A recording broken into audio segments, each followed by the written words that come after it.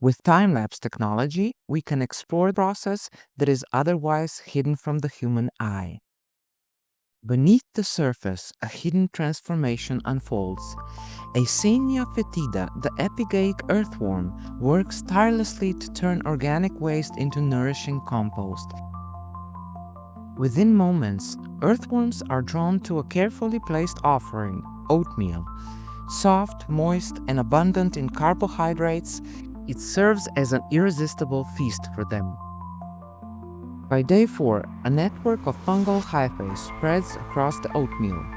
They break down complex compounds, and earthworms feed on both the fungi and the decaying matter.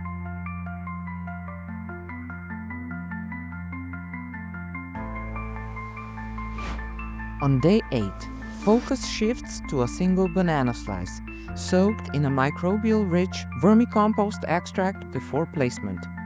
This microbial infusion accelerates the banana's breakdown, unlocking nutrients for the earthworms to consume. Tiny mites appear, drawn to the softened banana. Though small, their role is vital, breaking down fragments of organic matter and enriching the dynamic web of life within the vermicomposting system.